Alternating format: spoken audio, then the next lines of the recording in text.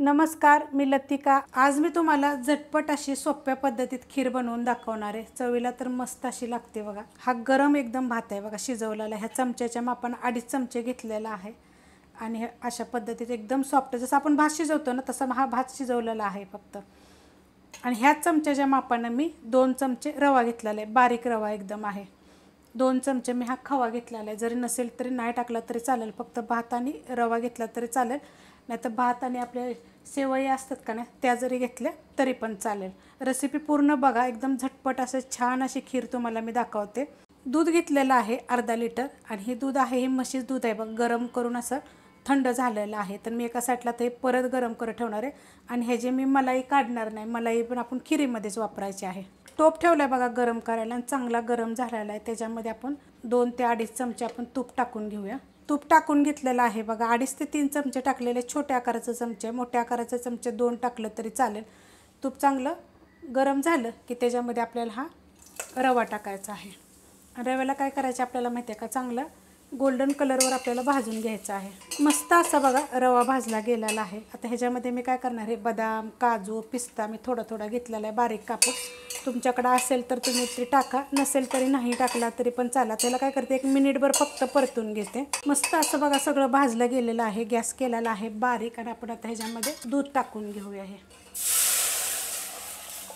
आणि ह्याच टोपामध्ये मी थोडंसं पाणी पण टाकणार आहे। दुधाच्या टोपात बघा मी पाणी टाकून घेतलं होतं, दूध आपलं एकदम घट्ट असं होतं। आता ह्याला काय करूया, थोडंसं उकळून देऊया। वाटी घेतलेली आहे आणि त्याच्यामध्ये हा बघा भात एकदम बघा गरम आहे असं। आता हे कसं आपण निवेद्यासाठी वगैरे जर करत असेल का नाही, जर उशीर झाला असेल किंवा एक तर टाईम नसेल आपल्याला, तर असं करायचं। तर हा भाताला काय करणार आहे मी, थोडंसं असं अक्का आहे ना हा, तर थोडंसं आपण चमच्यानं असं दाबून दाबून थोडंसं बारीक करून घ्यायचा।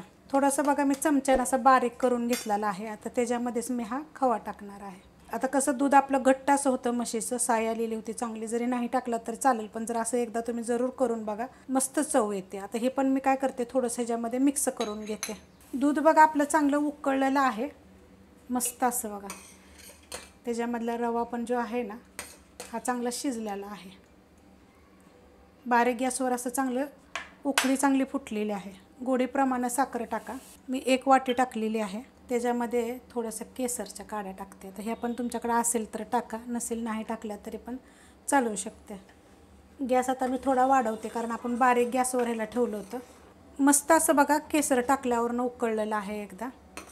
केसरनं काय होतं, कलर येतो ना। तर थोड्याशा दुधामध्ये जरी खाली केसर जरी तुम्ही टाकून ठेवलं, नंतर जरी ओतलं तरी चांगला खालीच कलर त्याला चांगला येतो।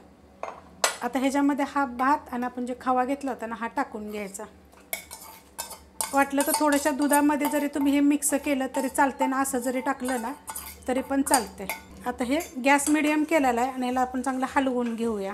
भातानं आपण खवा टाकल्यानंतर बघा 5 मिनटं मी ठेवलं तर चांगलं उकळलेलं आहे बघा, मस्त असं उकळलेलं आहे। आपल्याला काही जास्त असं घट्ट असं होत नाही बरं का। आता ह्याच्यात काय करणार आहे माहिती आहे का, वेलची, जायफळपूड छोटा 1 चमचा मी साखर घालून कुटून घेतलं होतं आणि ह्याला आता 2 ते 3 मिनटं काय करणार आहे, बारीक गॅसवर आपण उकळून देणार आहे। 5 मिनटं जरी बारीक गॅसवर उकळलं तरी चालू शकतंय। बारीक गॅसवर बघा 5 ते 7 मिनिट ठेवलं होतं, चांगली अशी आपली खीर झालेली आहे बघा।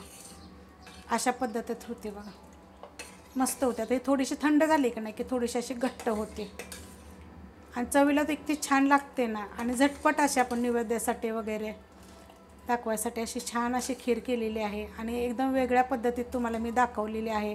तुम्ही काय टाकू शकता, नाही टाकलं तरी चालेल, हे पण तुम्हाला मी त्यात सांगितलेलं आहे। रेसिपी आवडली तर लाईक करा, सबस्क्राईब करा, कमेंट करा आणि शेअर बी करा।